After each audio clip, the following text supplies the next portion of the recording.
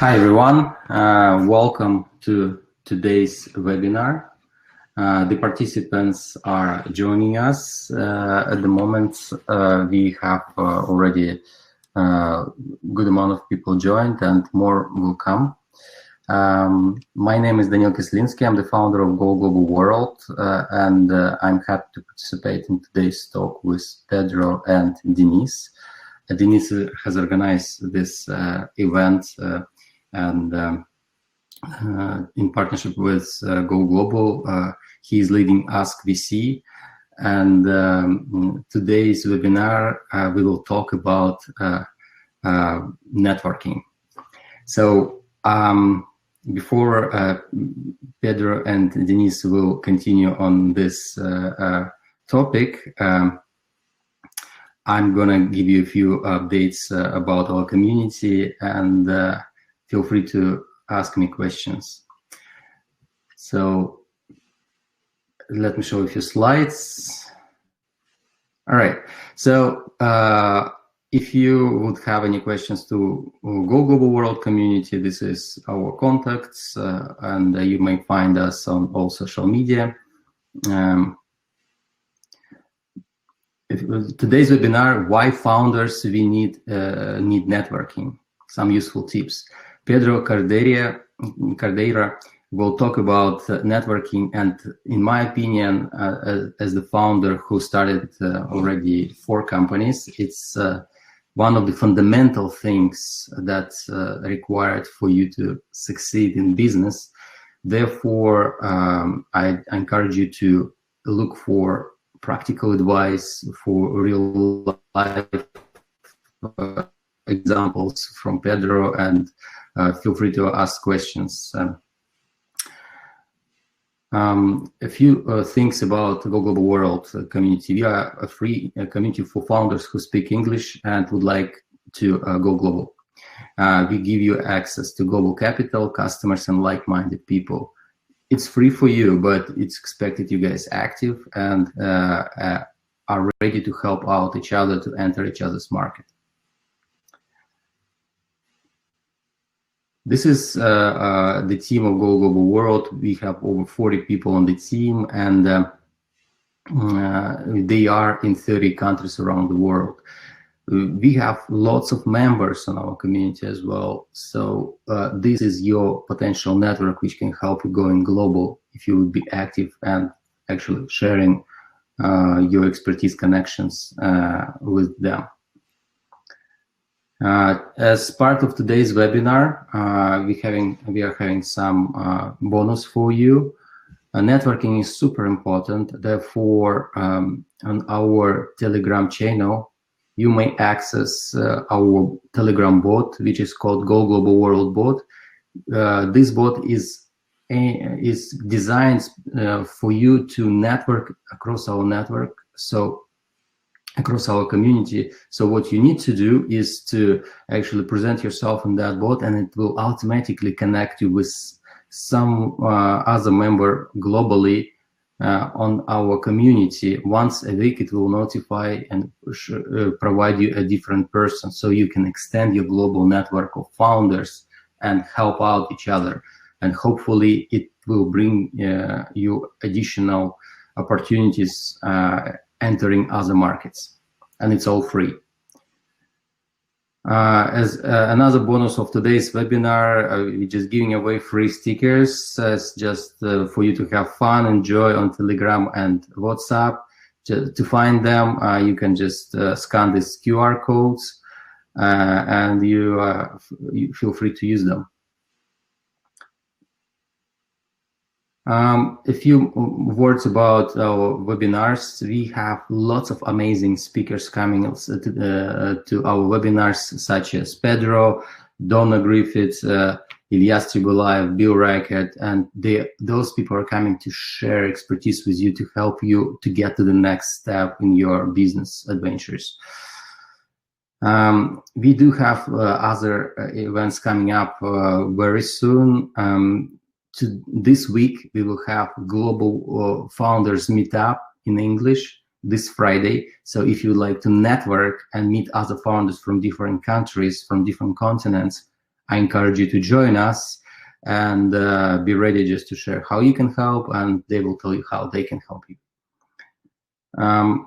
Also, next week we're planning to, or in 2 weeks, we're actually planning to meet with Kate Coyne. She will talk about alternative capital options for startups. So venture capital is one option, but there are some other options for venture capital for startups, and she'll be happy to cover on that topic, so you can extend your expertise and maybe it will help out to finance your company. For those who speak Russian, we do have pitch events where you can actually speak with professional speakers and they can give you feedback. We also will do the same in English soon. This one is just for Russian-speaking audience, just in case.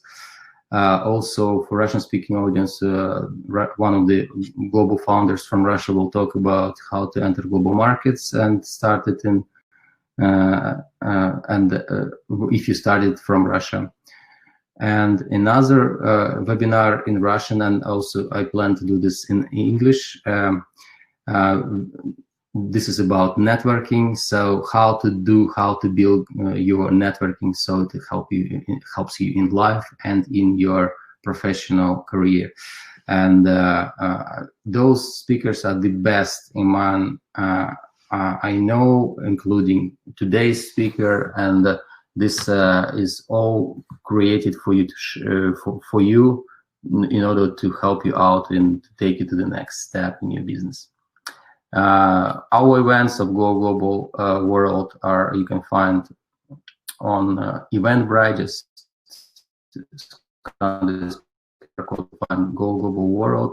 Also on Eventbrite, look for Ask VC and register for their next events. We do have global partners, including Ask VC.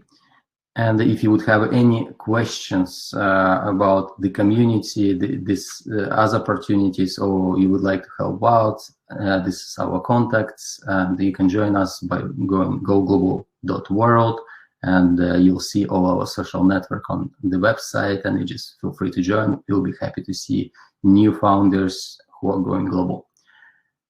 On this note, I'm passing the words to Pedro.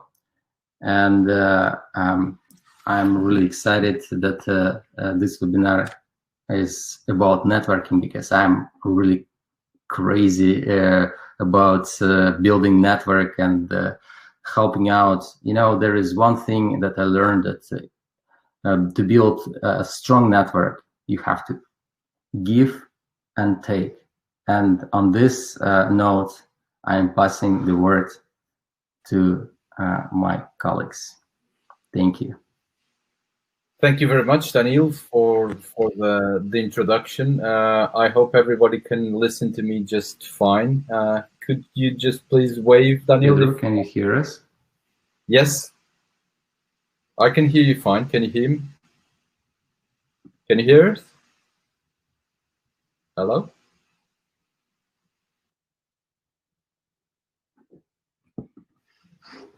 Hello? Can you hear me?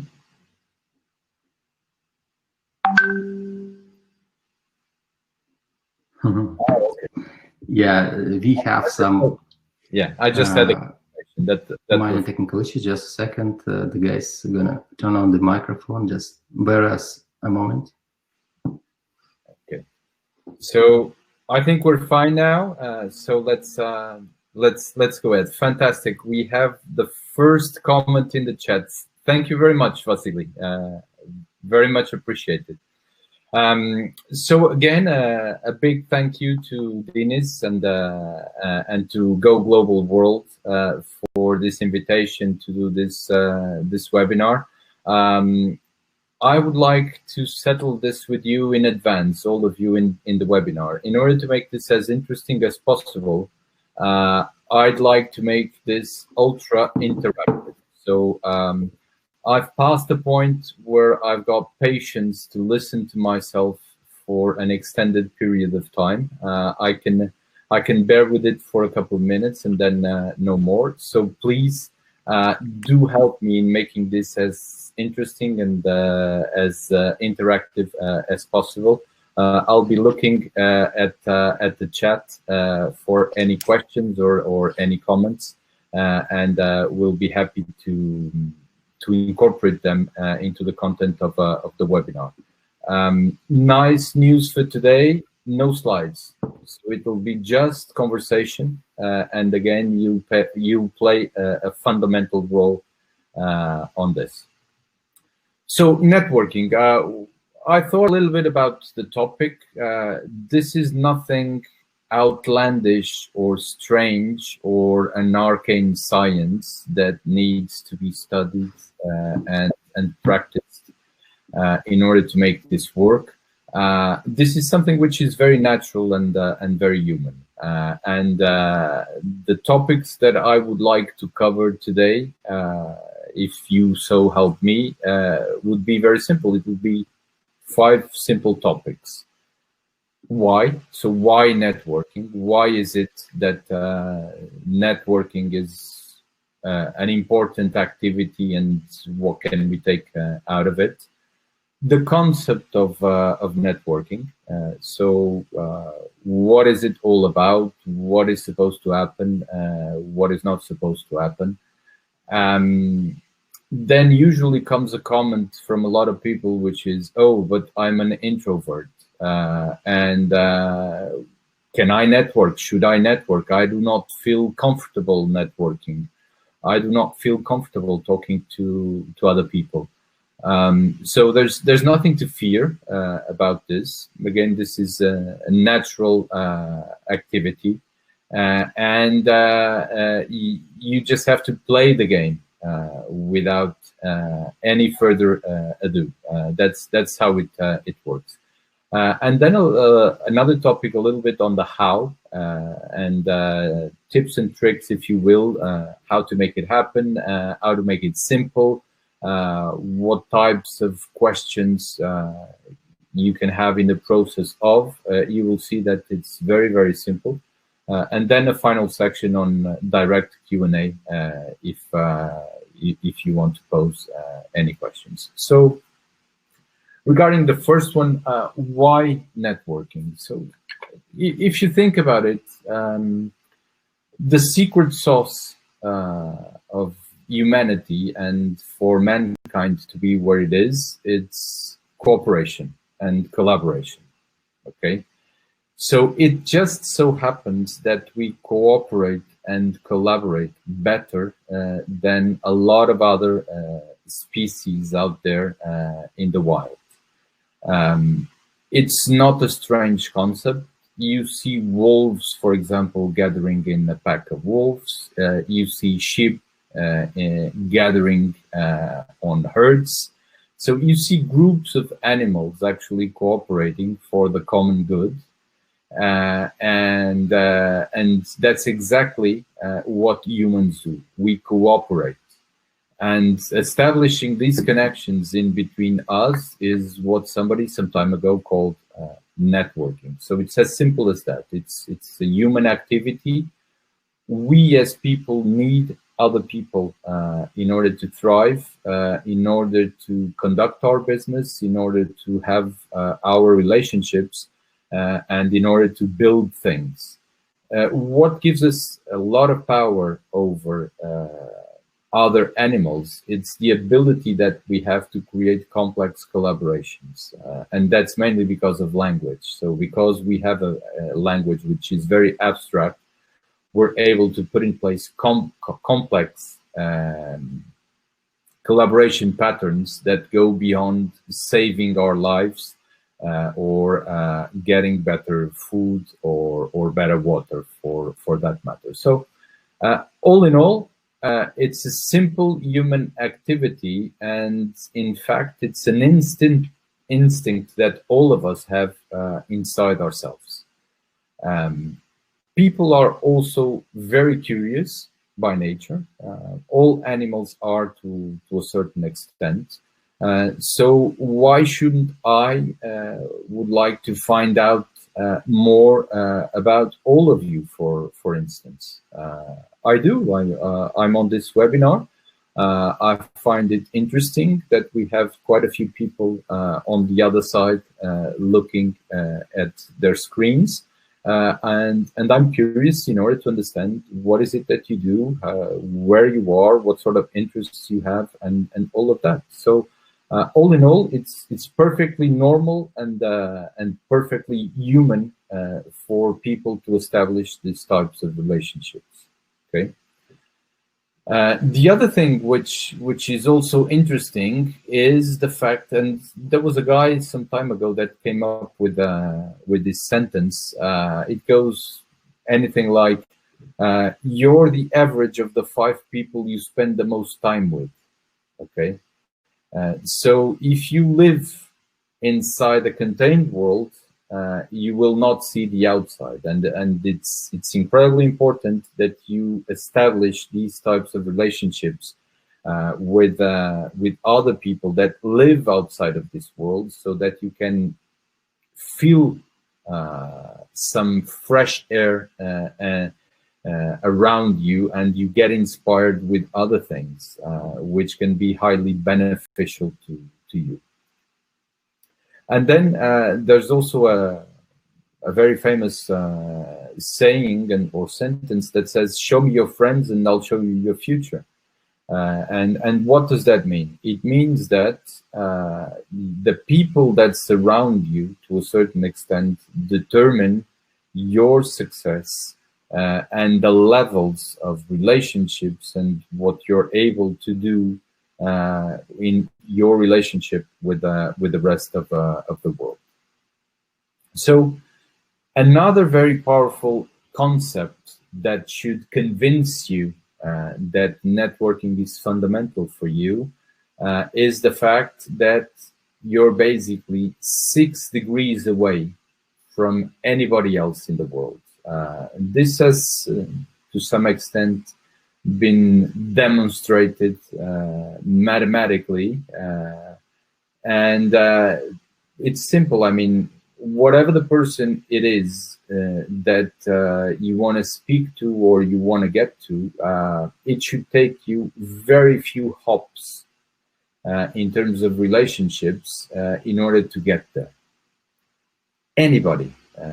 Because of the complex relationships that get established, either because of family ties, of people that know each other, of trust that gets established, and all of that, you should not be incredibly far away from anybody in the world. So if you're so near everybody, what are you waiting for? It's a basic question. The world is at your feet, and there's simply no reason why you should not be able to reach anybody in the whole of the world. This might not be a direct connection. It is not. So that's why the concept of circles comes along. So there's a first circle, which is the circle of people with whom you have direct connections and relationships around you. Those are the ones that know you and that trust you. And then each of us has its own first circle. And it's the intersection of these circles that actually allows you to jump from one circle to the other and get to where you want to be and with whom you want to speak to very, very quickly. So at the end of the day, you can also look at networking as the transfer of trust. People are curious, yes, but the world takes on a completely new meaning if you have a recommendation, or if somebody says, well, you should talk to this guy because I think it's worth it and I think it's interesting for you. So when you travel through these types of recommendation chains, things get a lot easier in terms of establishing relationships and in terms of getting your message to be heard and understood by those that matter to you. So at the end of the day, and if what you're looking is a commercial transaction, people buy from people. It's incredibly simple. People buy from people that they trust or that they've been told that they can trust. Networking is a fundamental process in establishing that trust and that bond with the person on the other side. And a sale is a very natural outcome of a successful communication process. Okay. So this is a little bit what I wanted to tell you in terms of why networking. Normal human activity, it's instinct to us. If we see somebody which is new and gets to our circle, it's only natural that we try to find out a little bit more about this person and why that person is in there. So just simply go out and do it. That's what you're supposed to do. In the old days, your survival depended on it. Today, it's more like your success and your leverage depend on networking to an effective level. I'd just like to pause for a second or two. Is there any question? Is there any comments that you would like to ask in the chat?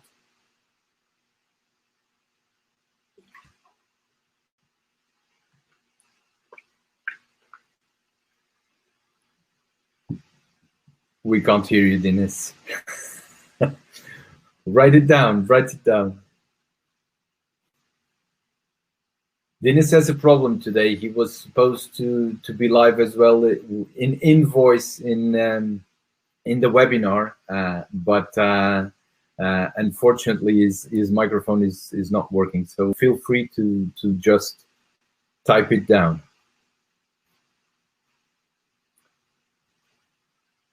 So if there's no comments or no questions, I'd go for the concept. And the concept it's quite simple.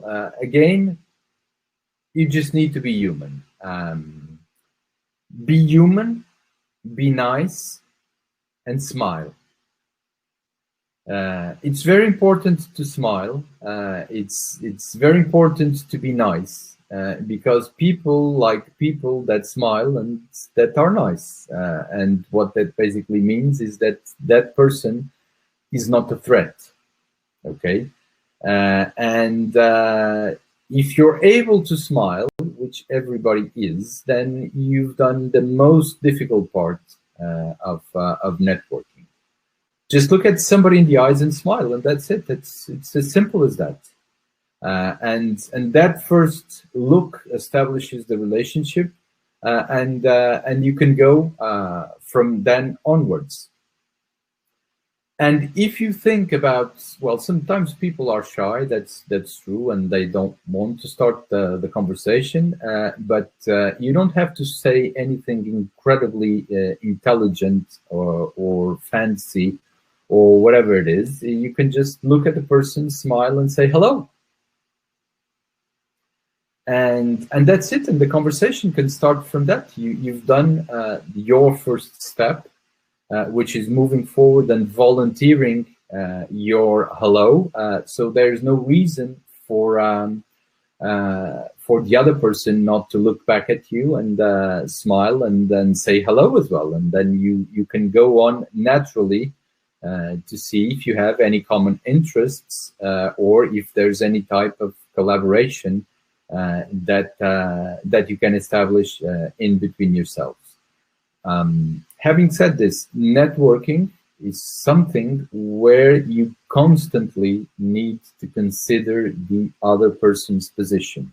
Okay, so this is a very long-term process and a very long-term game, where you need to consider that you're going to give first without knowing if you're going to get back.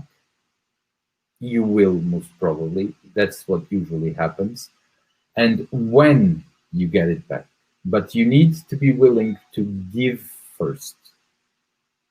And to give first is something that might be of the interest of the other person. Okay? Volunteer a piece of information, volunteer your smile, volunteer the hello, volunteer the first words, and you will probably be reciprocated by the other person. It's very, very simple. It's not rocket science at all.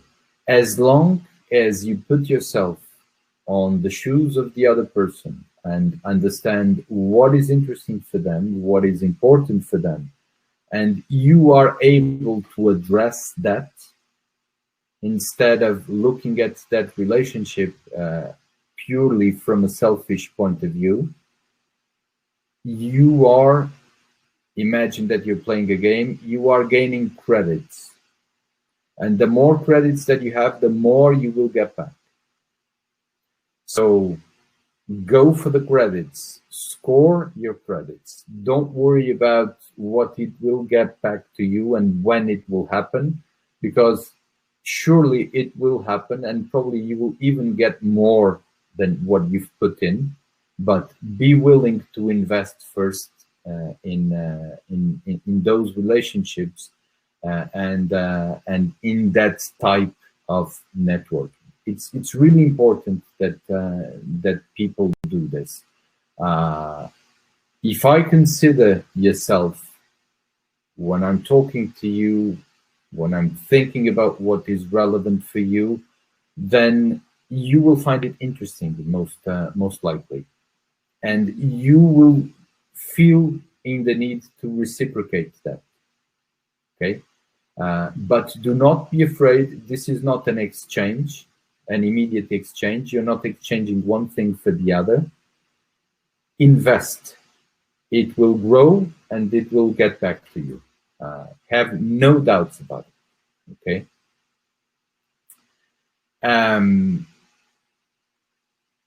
Very, very long-term process. There are relationships that you can build today that probably will get back to you in 20 years' time. And when they do, it will feel like you have won the lottery. But it takes time. Invest. Okay, that's the main thing that I would say. So here's a comment for me in the chat. Let me read it out. Suppose you come by a table and hear a conversation between two strangers who discuss the business you can be relevant to. How would you storm into such a conversation? Well, that's an easy one. You approach them, you smile, you say hello. I'm sorry, I've overheard your conversation. Perhaps I could be of help to you because I think I have a word to say or I can add value to in what you were talking about. The worst thing that could happen to you is they tell you, nope, we're not interested. Thank you very much. See you next time. And you go about and you mind your own business and you go where you were going. And you're exactly on the same position that you were before.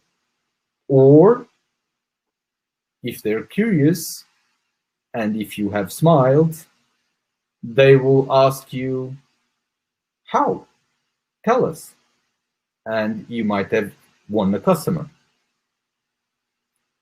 You have not lost anything in this process.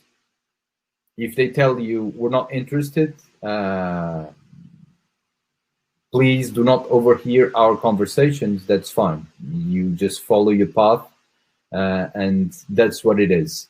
On the other hand, you can lose a lot if you don't smile, say hello, and say, well, maybe I could be of value to you. It's as simple as that. You ask for permission, and if they're interested, they'll ask you to talk. But please notice that you have not won anything, you have not lost anything. You might have won the world with that very simple action.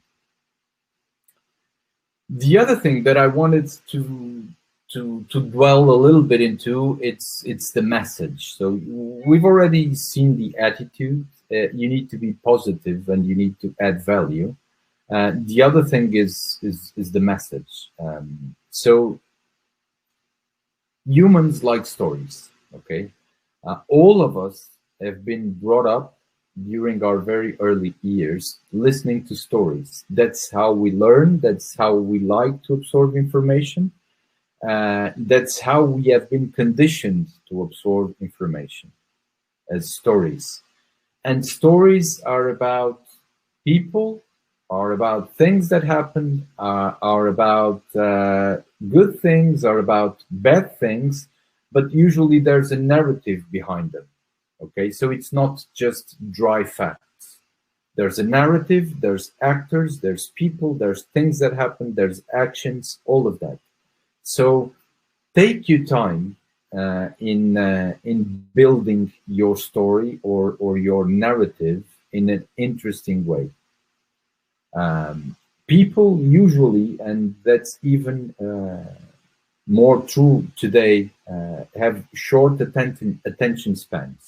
So what does this mean? You have very few seconds to get somebody's attention. Okay.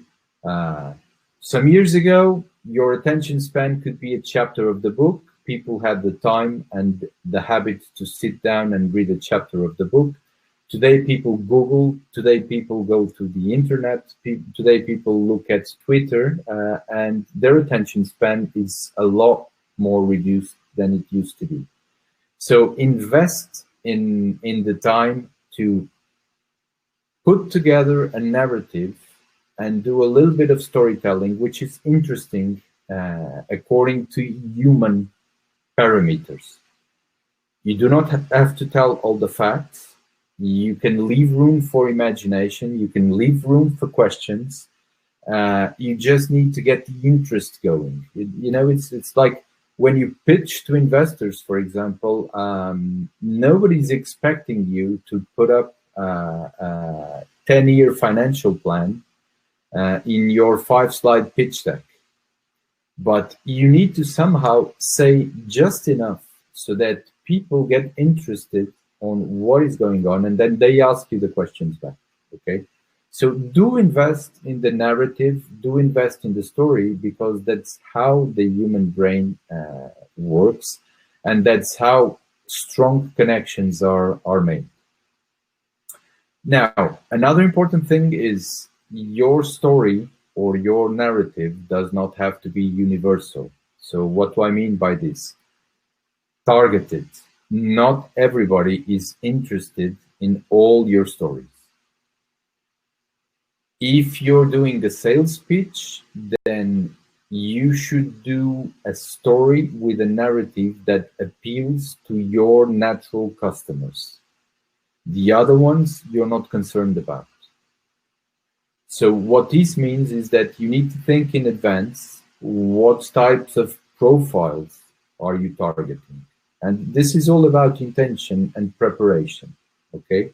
So if you want to do something, if you want to expand your network in a certain direction, because you're in the business of whatever and you want to find customers or you want to hire people, for example, imagine, just not to turn this into something very sales oriented, imagine that you want to hire data scientists or people which are expert in a certain field of technology.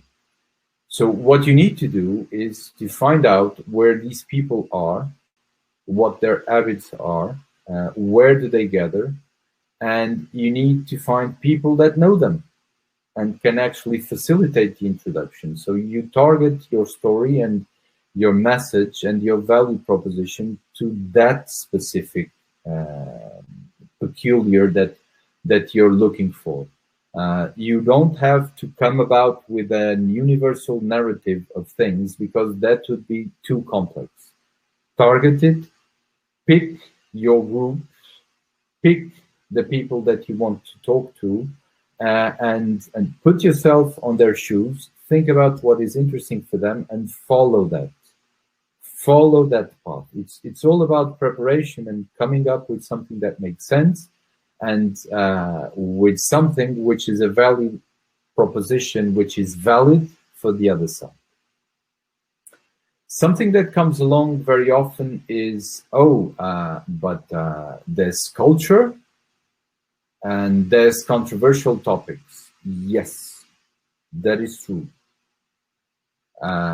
Culture plays a part where you're talking to people with different backgrounds, and most normally from different countries. People see things differently. Do not forget about that. Be open to new ways of looking at things. You will learn a lot if you're open to that. Okay? You will learn a lot of things which will be very useful to you, because whenever somebody comes along that actually gives you a different point of view, another way to look at things, another way to think about things, you'll come out a lot richer than what you started. So embrace that difference, and if you accept it and if you look for it, you will be highly rewarded in terms of the understanding that you will have of the world. Okay. Having said this, there are controversial topics. Understand where you are on those, and what types of controversial topics can you find? Well, a lot of things, to be honest with you. There's politics, there's religion, there's sports, because if I tell you to begin with that I support another team which is not the same as you support, that will immediately generate somehow an adversarial reaction from the other side. Okay? So don't begin by putting on the table differences or expressing differences which might generate emotion. You want to start with consensus and stuff that everybody can agree upon, and then you build on top of. Okay? So be careful with that point, because people react emotionally to things. Sometimes they react in different ways. There's people which are very emotional. There's people who are not emotional at all, and they don't care about that. So it's take it easy on this. I've got another question in the chat. Would you suggest to avoid those cases of sensitive topics during the conversation? I mean, do not run away from them if they come up. All of us have political beliefs. All of us have religious beliefs to some extent or the other. All of us support one team over the other, or like more one sport over the other. So if you make it a taboo, it's even worse, because it seems like you cannot have an open and honest discussion about other things which are not consensual, and that sort of narrows the conversation very much. Okay, so it helps if you know what the other person's point of view is on a specific topic. If you don't know, it's tricky to guess. To answer the question, it's not exactly a very nice opening in a conversation saying, "Oh, so well, in what God do you believe in?" It's a little bit weird, right? So you can bring it on to the conversation after.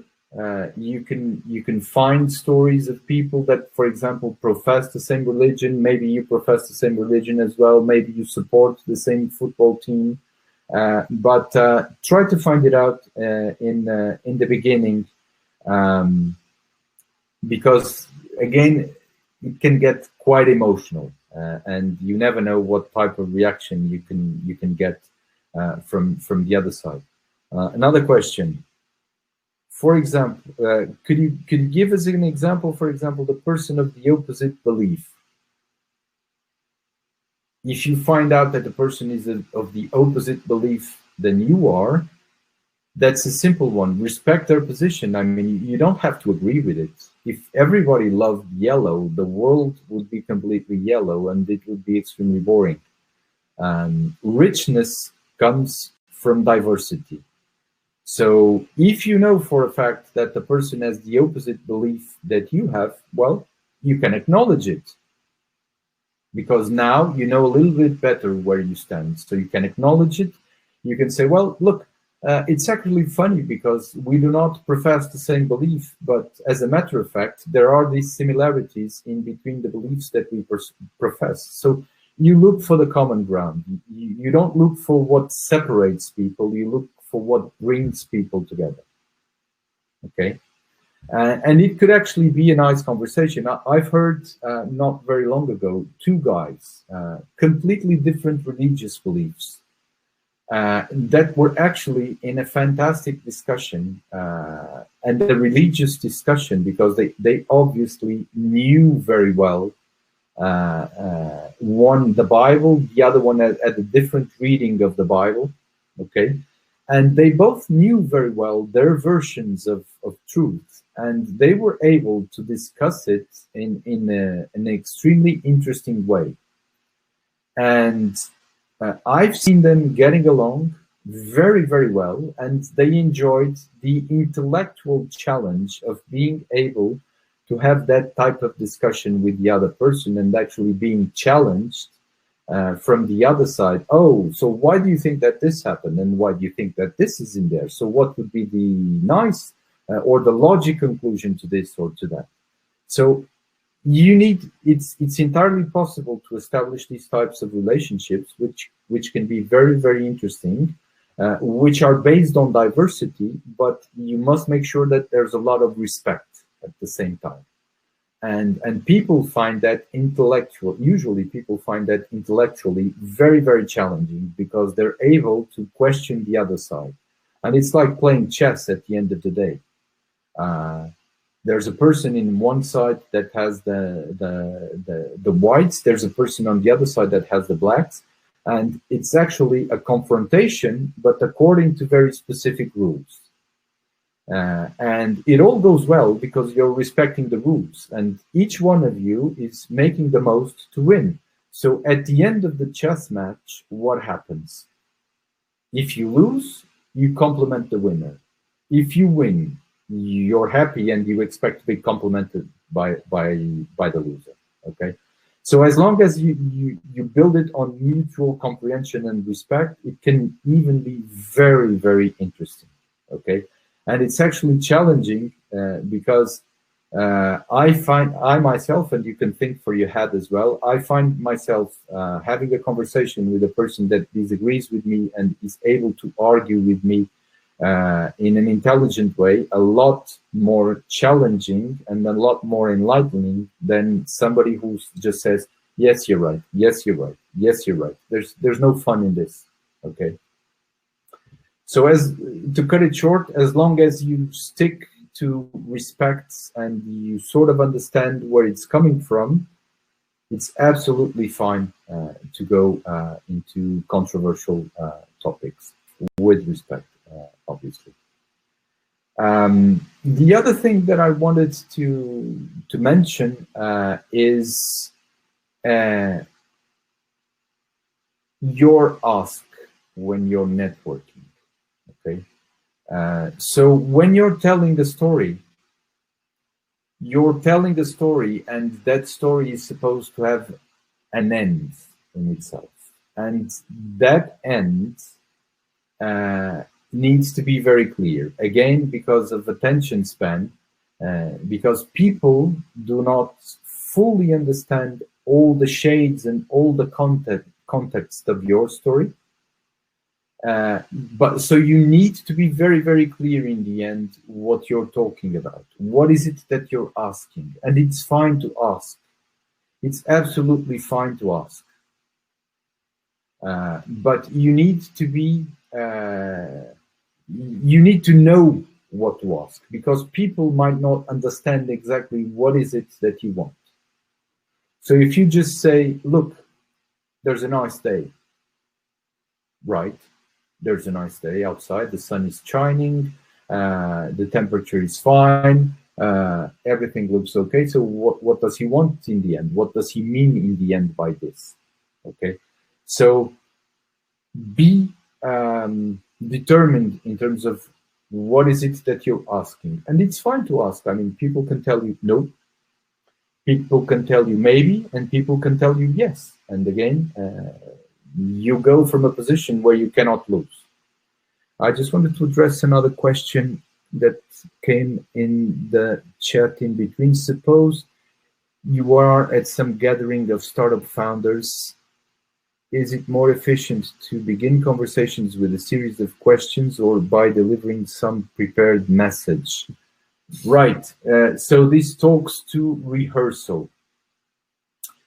One of the things that is also very important in the attitude and the concept of networking is that it should look natural. Okay. If you're trying, networking has nothing to do with manipulating people. Okay. If people feel manipulated, they'll simply go away. And they will have no curiosity and zero interest in continuing the conversation with you. That's why it's important to give first, to offer first, to invest first, okay? Ideally, it should come from your heart. The message should come from your heart. It should not be like if you're reading a speech or if like you're reading from a paper. You've all seen PowerPoint presentations, I'm sure, where people just get in front of you and they go about and they read slides. It doesn't come across as very natural, and if it doesn't come across as very natural, it comes across as rehearsed, and it comes across as not so trustworthy as if it was natural. It's preferable that you have some doses of invention along the way than to memorize a speech word for word, because then it sounds like as if you're a robot. Okay, and that does not build empathy on the other side and does not build trust on the other side. Having said this, some people, and most people do, need to have a script in their head. Okay, so you need to sit down and think about the 3 or 4 things which you want to get to the other side, the 3 or 4 bullets that you want to pass on to the other person. And those are the messages that you can think of very well. So what do I want to achieve with this? How should I communicate this? It's this message, and that message. Perfect. But once you do this, don't worry about rehearsing it too much. If you do it over time, it sort of becomes natural to you, and it feels very natural to the person that's on the other side. But don't be afraid of going back and going forth and being a little bit weird in terms of how you're describing it and not being so systematic, because that's what brings color and humanity to your message, that appeals to the people on the other side, not just go there and simply read the speech. Okay, but thank you for the question. It's a very nice one. If you're more on the shy side, you probably need to think a little bit better in terms of the script in your head, but don't overcomplicate it. You cannot lose from where you are right now. You have everything to gain, nothing to lose. So think about this. If you just say hello, you will have already scored 1 point. Okay, so don't overcomplicate it. Just Think about what are the key things that you want to say, get them to the other side, improvise. It'll feel natural, it will feel good, it will build trust on the other side. Another topic that I wanted to touch upon is if the other person says, well, I'm not interested in, or that's fine, but that's okay. I mean, I don't see how that could help me. There's a magic question that you should always ask. Always, always, always, always, always, always. And that magic question is, do you know anybody else who could be of help or who could be interested in? And like this, you're jumping from the first circle to the second circle already. Can this person, which is not interested in what you're saying or in your value proposition, do they know somebody who is? Can they recommend you to somebody who is? And you would be completely amazed at what type of value you can take out of this. Okay? Because I might not be interested in a certain topic, but I recognize the value that of the story that you're telling me, of your narrative. And of course I know people, and if that makes sense to me, I wouldn't mind at all in referring you to other people that I know of, which could be interested in. Are you interested in buying a pair of yellow trousers? To be honest with you, no, I don't like yellow trousers, but maybe I know people that are crazy about yellow trousers and I can recommend you to them.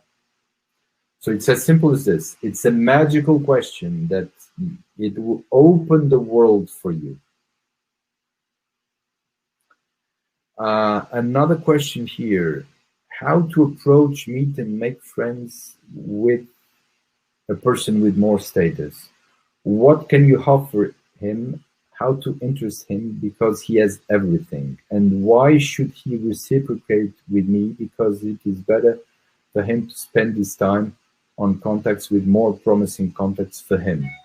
Well, again, we go to the concept of utility. Come up with a narrative or a message which is interesting for the other party. Okay, I mean, you will not get 100% right all the time. There's no such thing as 100%. Okay, this is a social thing. This is a human thing. So it's not an exact science. People, it doesn't matter if they're in a higher social status or a higher ranking status or have more money or have more health or have more this or have more or less that than what you have. At the end of the day, they're people. Okay? So you just need to find something that interests them. A person, imagine that you collect small cars, for example. A person with a lot more social status than you might have the same hobbies. If that is the case, then you have a common ground for conversation.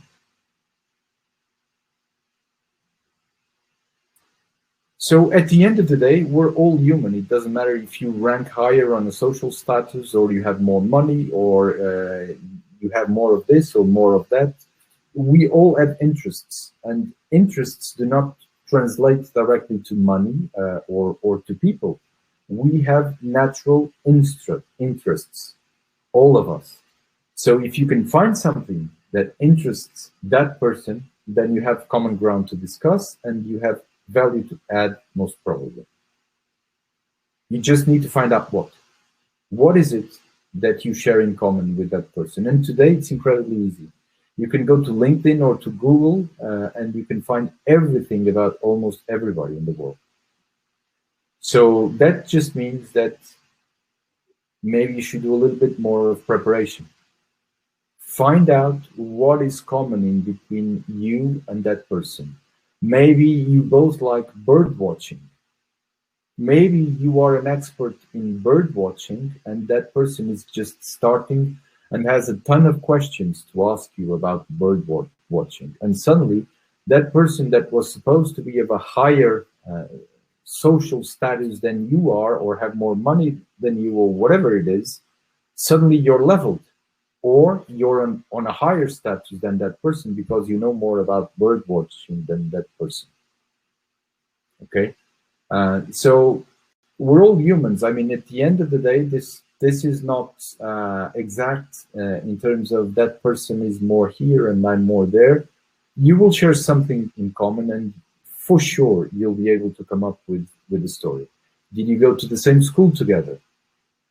Do you share some common thing? Do you come from the same city or the same region or the same country, or what is it? In the end, you will always find common ground to talk to that person. Do you both like the same foods, for example? And there's a lot of things that have nothing to do with status, okay? So don't be put off by the status of the other person.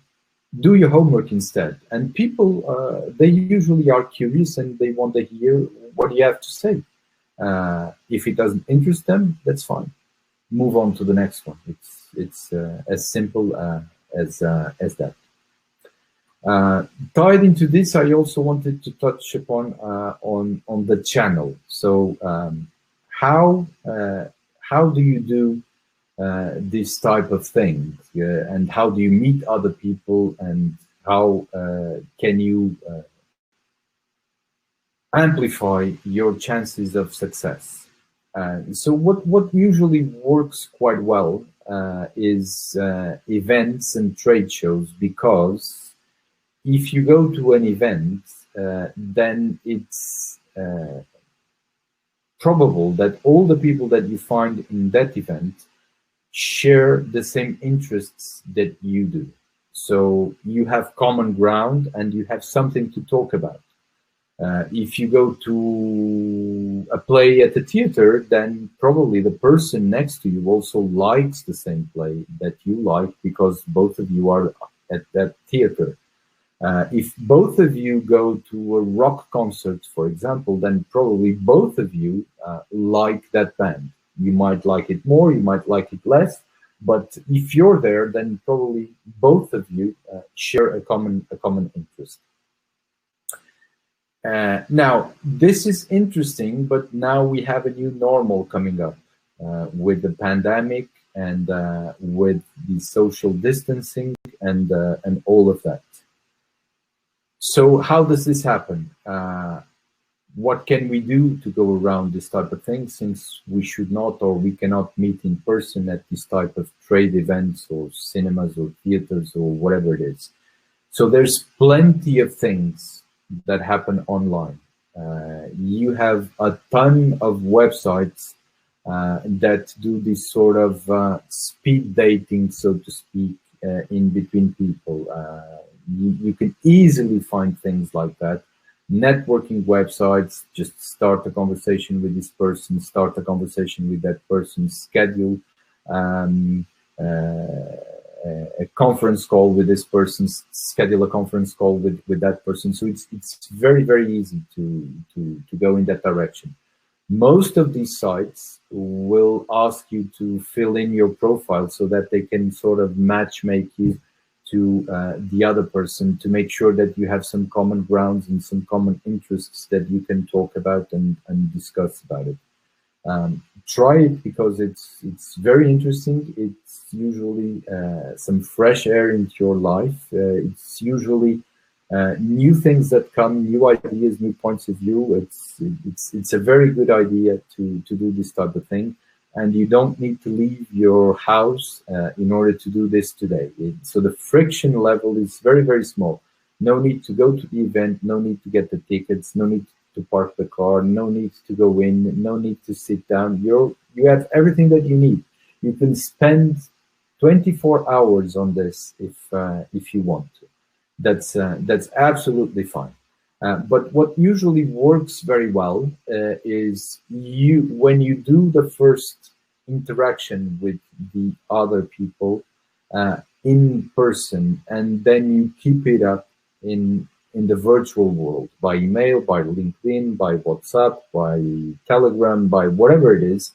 Usually when you sort of establish the first connection face-to-face with that person, it works quite well so that you can just go on and maintain the relationship with that person over digital media, and it's sort of enough.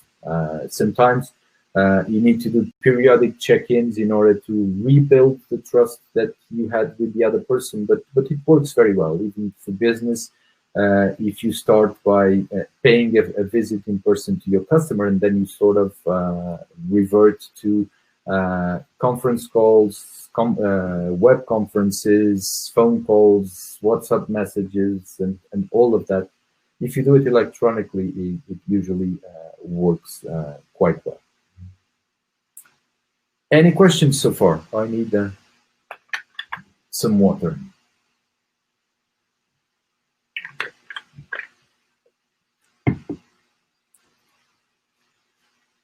So I see nothing, and we still have a couple of items that I wanted to go through very. Oh, there you are.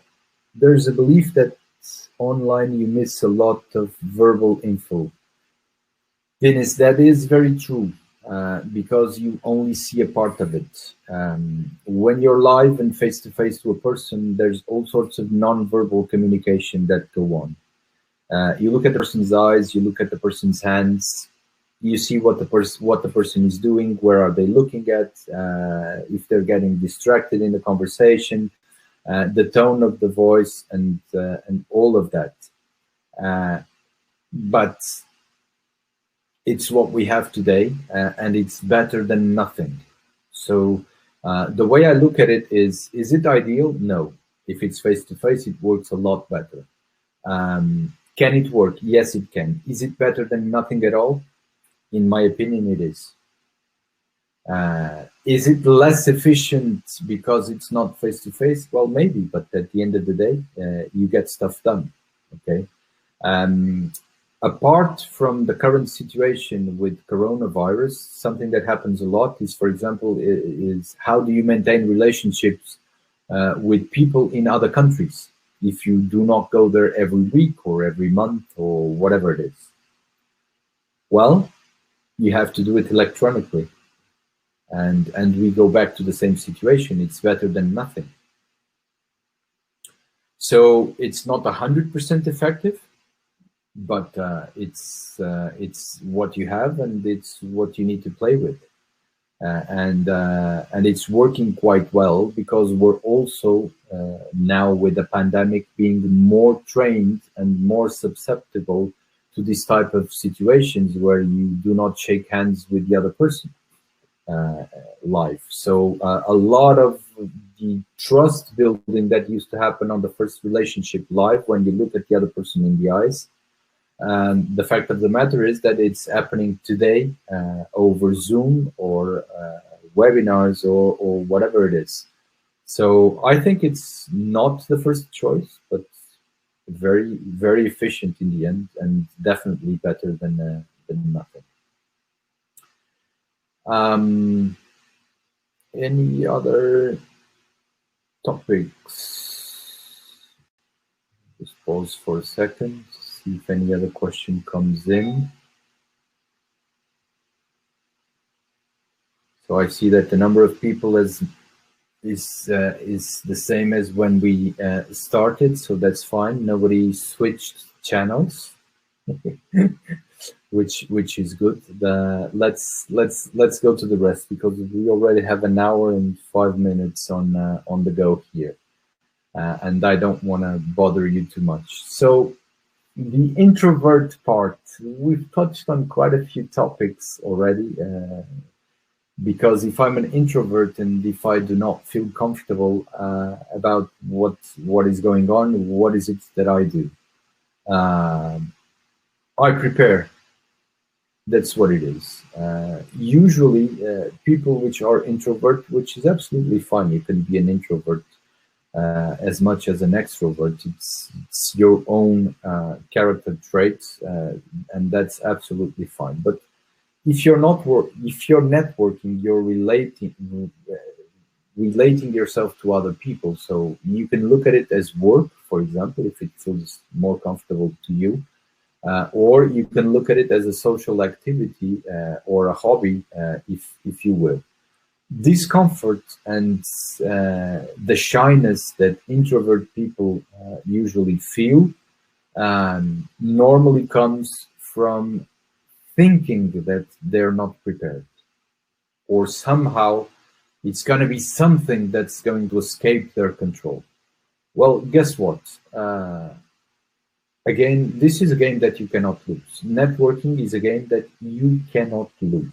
You can only gain from it, okay? Because the know and the current status, you already have it. So you can only improve and build on top of that. Another usual inhibitor in this type of things is, what about first impressions? There's a saying that also says, there's no second chance to cause a first impression. Yeah, that is true. I mean, it's a lot nicer if everything goes smooth and very well for the first time, and you make a fantastic first impression, and people like you a lot, and they get back to you, and they're very interested, and so on and so forth. But if you don't, guess what? It doesn't matter. It does not matter at all. And there's absolutely no reason to feel shameful or somehow diminished by the fact that you were not able to cause a fantastic first impression. Well, sometimes that happens, and sometimes that's also an interesting motive or argument to go back to a conversation with the same person and say, look, I'm not sure that our last conversation was very interesting to you or very effective. I was a bit distracted, so please let me try to rephrase that in another circumstance or in another different way, or whatever it is. What nicer argument would you want than asking for a second chance? If it has gone wrong, maybe you have made a fool of yourself. Have a sense of humor about it. Acknowledge it. Why not? It could have been fun. Most of the time it is fun. You do an ass out of yourself, you laugh, you move on, and at the end of the day, I mean, people do not care if you made a fantastic first impression or a not so fantastic first impression. It's not like if they're with a piece of paper and a pen in their hand and trying to score your performance in the first impression that you gave them. Like, as the guy smiled enough, I'm not sure if that was his best smile. Let's give him a 5 for the smile on a scale of 1 to 10, because we're not sure if the smile was exactly how it should be. Nobody cares about this, okay? Don't worry about it. It's fine. Nobody's keeping the score on if the first impression was like this or like that. It's natural. I mean, again, accept that you're not going to get 100% of the things right. You're human, and you will get better chemistry with some people than with other people. And that's actually an interesting point. I mean, you do not have to network with everybody on the face of the earth. So I suggest, because there's a lot of toxic people out there that you don't want to get involved with, okay? Either because they bring you down, either because they will try to take advantage of you, either because they do not share the same set of values and references that you do. Whatever it is, don't get too worked up about not getting your first impressions and all your conversations right with the people, with everybody that comes across in front of you. Some of the conversations and some of the people are not meant to be had, and you're not meant to network with some of the people that go past you. Believe me, sometimes it's better to run away from them because you do not share the same sets of values. This is usually the problem. than to insist on people that do not see networking as a balanced relationship, or that in the end will try to take advantage from you from another perspective. So don't be too worked up about first impressions or wanting to have everything correct or right from the very beginning. So that's an interesting one, and it's a really important one. Okay, if you take the load, the negative load of having to perform right and having to do a very successful first impression, so if you take that out of the equation, you take the stress out, and even the most introvert of people will be very happy to get into a conversation with somebody else. Just take the sting out, take the negative load off it, and you will see that that it goes a lot better, because again, you have nothing to lose, absolutely nothing to lose. Any more questions?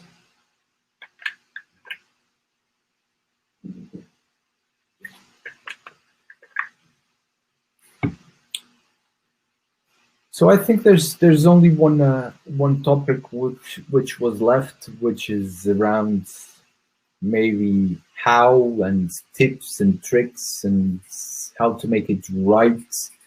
And we've covered pretty much a lot of it. So the first one is that I would focus on is preparation. If you want to make it a success, prepare for it. And again, this is common understanding and simple things. Don't just go about and think that it's going to come to you, that you're going to wing it, that everything is going to go well. Do a little bit of preparation. Allow for some serendipity and for some emotion to get into it, but do a little bit of preparation. Who are the people that you want to talk to? So networking, but networking in which direction? So what is it that you're trying to achieve? Imagine that you're selling airplanes, for example. So if you're selling airplanes, you need to get involved with the people that buy and sell airplanes. Okay. If you're a startup and you're looking for funding, so that means that you need to invest with the actors in the startup ecosystem and the investors. You need to get involved with incubators, accelerators, people, mentors, coaches, investors, venture capitalists, everybody. So that's the direction that you want to go, okay? And then narrow it down a little bit further. These are the people that I want to connect to, but what people could be interested in, what is it that I have for them and what I can offer them and what do I want from them. Okay, so it really helps if you just think of it in these terms, like, okay, this is what I want to achieve. I'm setting up a strategy to do that. This is what I need to do. This is the people that I need to get involved with.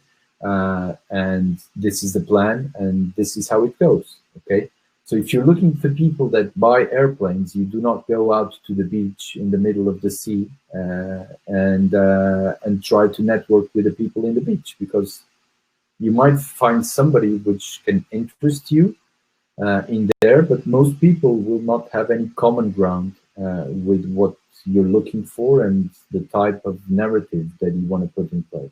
Okay. So prepare in the sense that you need to be where those people that you want to relate to are, have something interesting for them, be able to offer them a decent value proposition, and then navigate that part. So that's another one that usually helps a lot, and it also helps with the introversion part, and when people are shy and it doesn't come natural to them. So another thing is, fine. So how do I, and this is a very common one, how do I define success in terms of networking? And there's a new question here. I'll go to that in a second. So how do you define success? And what types of KPIs can you put in place to make sure that you're networking correctly and efficiently and all of that? Well, I go back to a comment that I made previously, which is, right, this is a social activity, this is a human activity. Don't get very mathematical around it. It's no use. I mean, you can talk to 100 people and nothing happens in terms of what you're trying to achieve. And then you talk to one more and suddenly everything happens. So how do you measure that type of success? And what happens if you had met that person in the first place and you didn't talk to the other 100 people? So what I'm trying to say here, it's very simple. This is a circumstance where mathematics does not do a very good job. It will only help you in getting pressure on yourself. It's fine to do the sort of basic math. Oh, how many people have I spoken to this month? 30, 300, 3,000, doesn't matter. It depends on the type of objective that you want to achieve. And don't get much more sophisticated than that. It's a human activity, okay?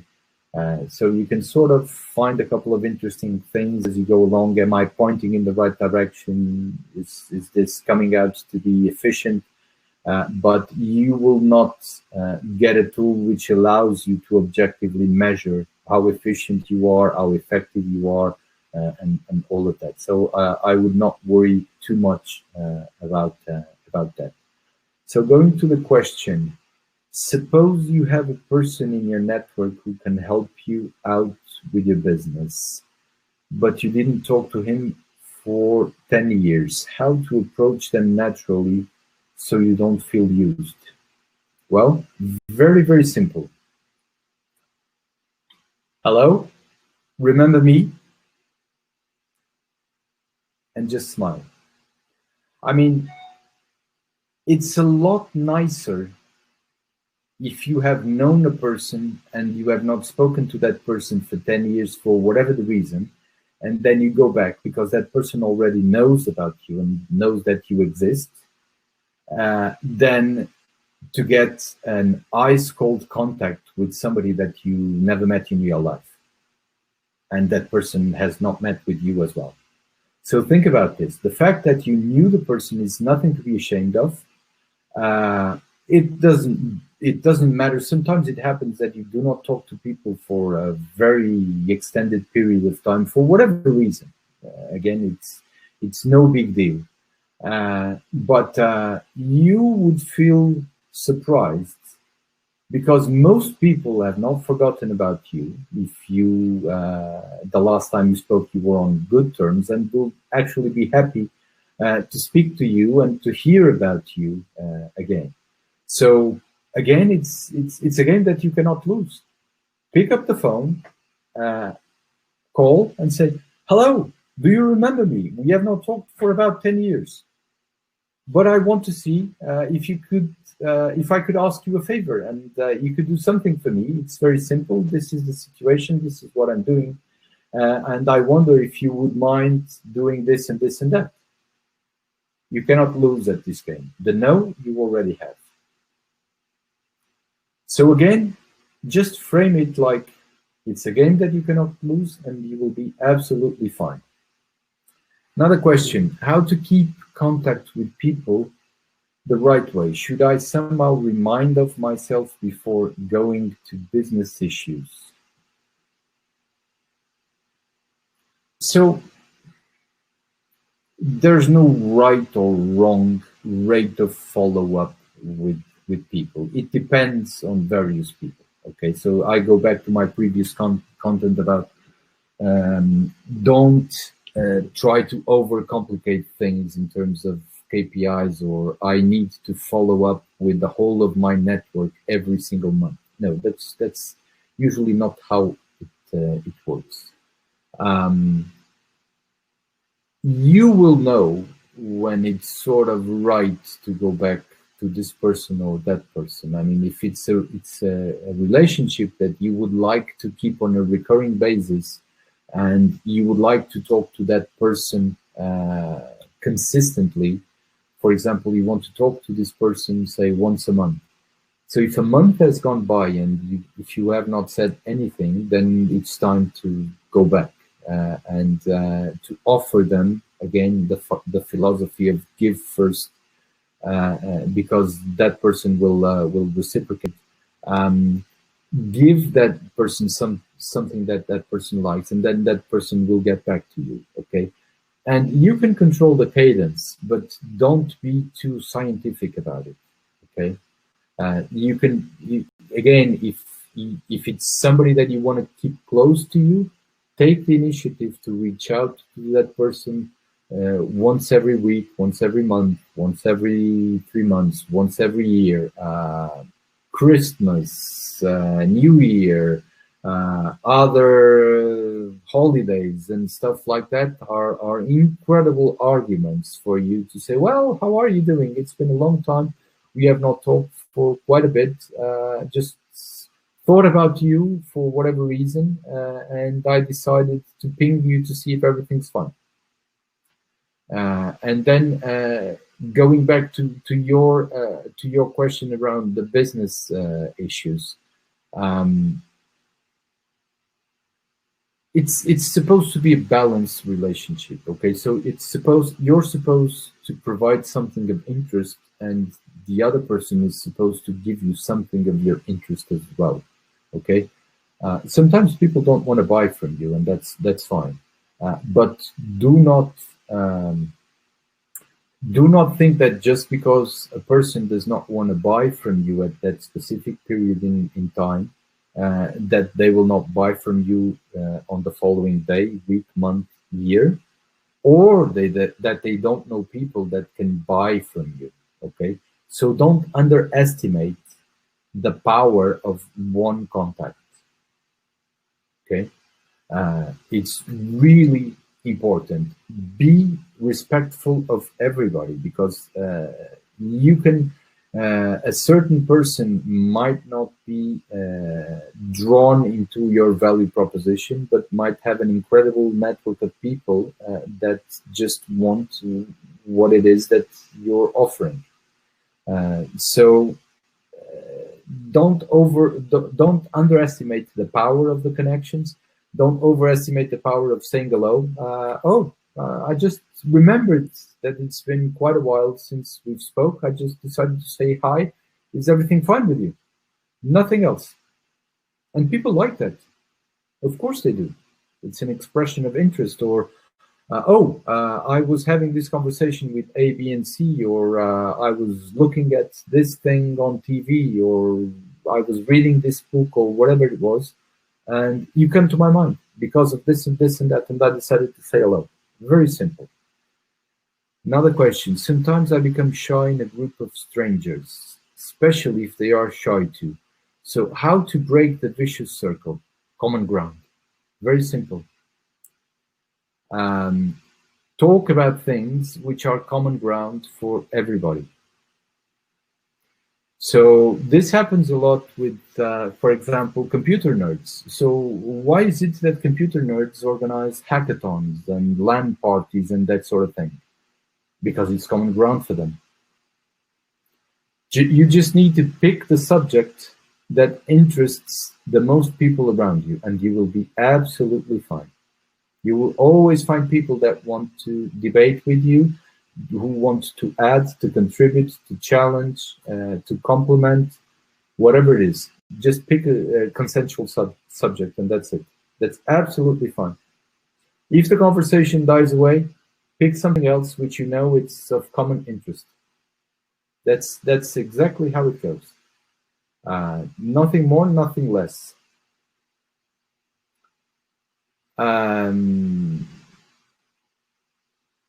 What else? I'm looking at my note here to see if there is anything else.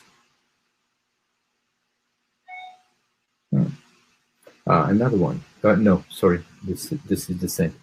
I'm looking here to see if there is anything else that I wanted to cover. Tools. I think it's my final topic. Tools. So, what tools should we use? Use what you feel comfortable with, and use what you want to use with. It's absolutely fine. Again, I mean, don't be overcomplicated with this type of things. Do not think that you must have a CRM tool just to, I spoke to this guy today and told him this. I sent an email to that guy yesterday and the content was this. I mean, if you really want to do it, that's fine. But you do not want, or you do not need to keep a very detailed log of every interaction that you've had with people. Now, there's no point. There's also no harm in taking notes. I mean, if you want to take notes, you say, okay, this person was interested in this, so okay, fine. I'll review my notes once in a while, and if I come across something which could be of interest to this person, I'll let them know. So it's absolutely okay. I mean, use whatever tools you want to. And another thing about it is, okay, so what is the best one? What is the best tool for networking? There's no best tool for networking and for keeping in touch with people. There's several tools. For example, you have LinkedIn, which is pretty much universal. People in Germany, for example, use another type of app, which is called Zing, instead of LinkedIn. So there's a lot of people that use LinkedIn as well, but Zing is more popular over there. So the platforms are very dependent on countries or regions. I'm sure that China, for example, uses something completely different than LinkedIn. I have no idea what it is. So it depends a lot on regions, countries, even industries. So there might be people that are more drawn to certain tools or platforms because of the industry that they work in. So you just need to find out. I mean, if you're looking into getting network in agriculture, you need to find out what sort of networking tools the people in agriculture use in between themselves, and you need to get in there and ask for the intros. Another question: speaking of cross-cultural communications, could you give examples of differences in business practice that you should account for? For example, Americans always smile and polite, but you can't understand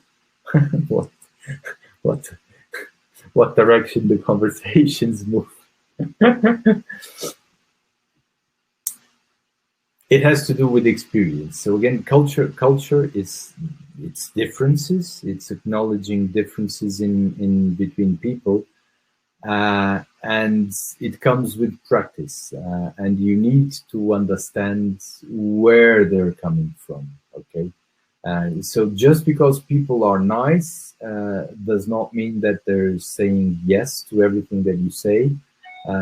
That is very common in certain cultures. People do not like to say no, and it's a real pain because you never know where you stand. The Americans are not the worst. There's other cultures where saying no really gets to them. And it's socially very, very difficult to get somebody to say no. Others are too upfront and too blunt, and can even be offensive according to some other references in other cultures, like, oh, would you be interested in this and this and that? No. So this could be considered rude and not acceptable in some of the cultures. So you need to understand a little bit where you are, and you need to get some experience on the other party. But there's something that works very well to sort it out, which is you ask. So you're being very polite to me. Does that mean that you're saying yes or that you're saying no? Because I'm a bit confused. And if you put it like this, honestly, people will usually give you a better answer than what they have given you in the previous place. Okay, so they will elaborate because they will understand that you are not understanding the message that they're giving you, and there's no point in saying, look, I don't understand your culture as well as I should or as well as I could. That's okay. It's not a problem. Would you mind please telling me what does this mean, or what do you mean by this and this and that?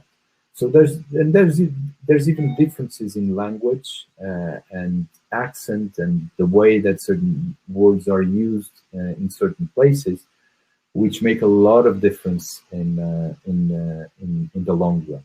Okay, cutting short and answering the question straight.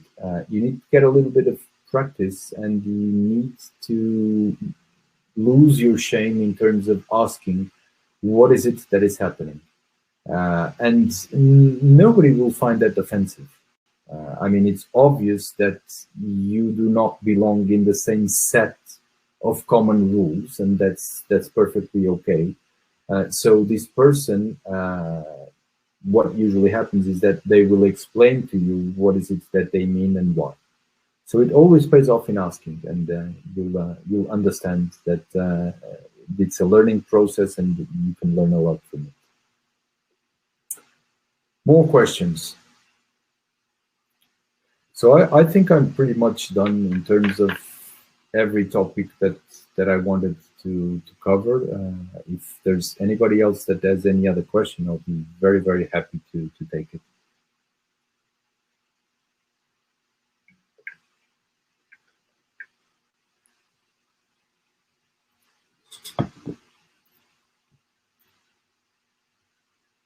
Tell us a funny story that happened to you. Ooh.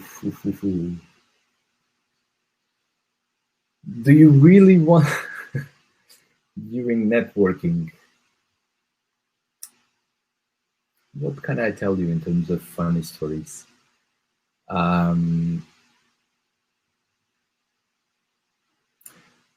think the funnier thing that I've seen during networking is suddenly you find out that the person that you wanted to talk to, it's really close to you and ends up being the cousin of, or the sister or the brother of somebody that you know very well.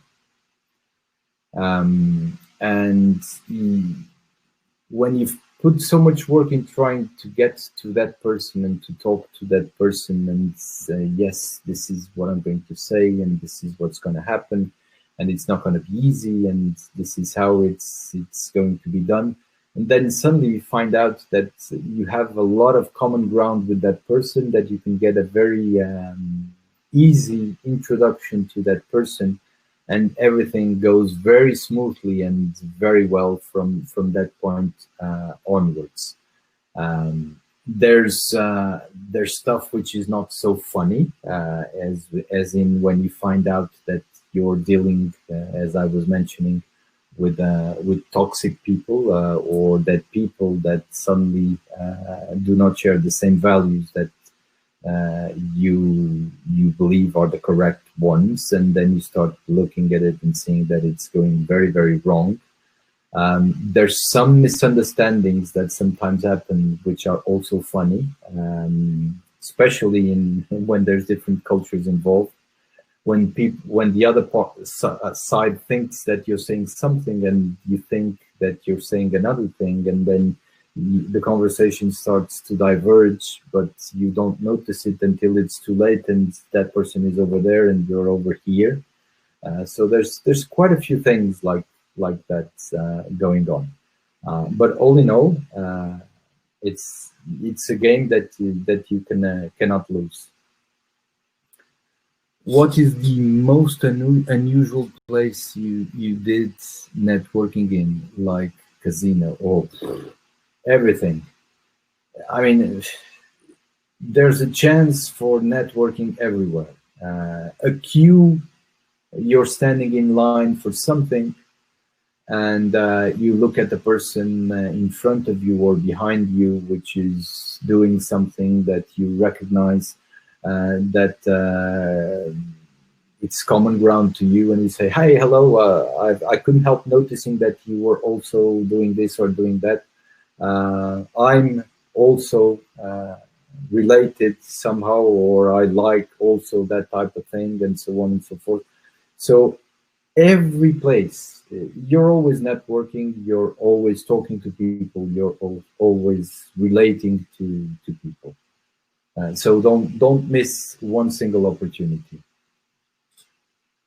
Another question: if you start a conversation with a person and in a couple of minutes that is not a good fit for you, how to close that conversation?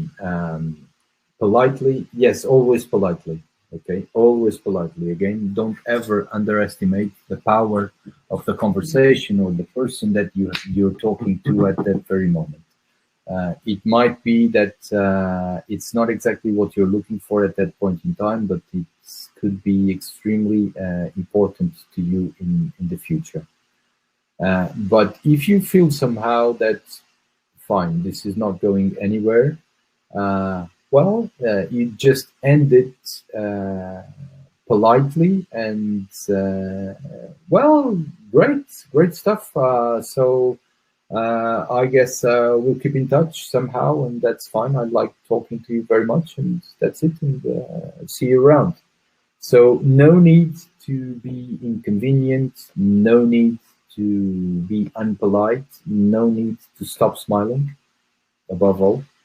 And just because it didn't work that time, it does not mean that it doesn't work a lot better the next time, or suddenly you find that person in other circumstances, and suddenly it's incredibly relevant for both of you.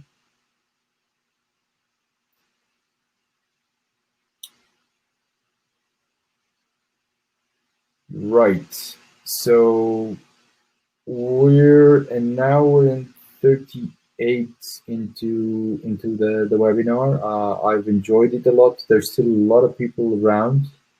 I'm fine to keep on if you have any other questions, but if not, I think I'm pretty much done, and we can repeat this anytime you want. And feel free to reach out to me and to network with me, so to speak. Don't be shy. Just simply reach out, and that's it. I mean, it's really simple. Just reach out. I'm interested in this. Can you help me in that? Yes, no, maybe. It's a game that you cannot lose, and at the end of the day, it's about social and human relationships, and that's what gets you going, and that's what gives you leverage. So if there's nothing else, Dennis, thank you very much. It was a wonderful experience. Looking forward to doing other stuff like this in the future, and keep in touch with all of you. Take care, stay safe, and see you around.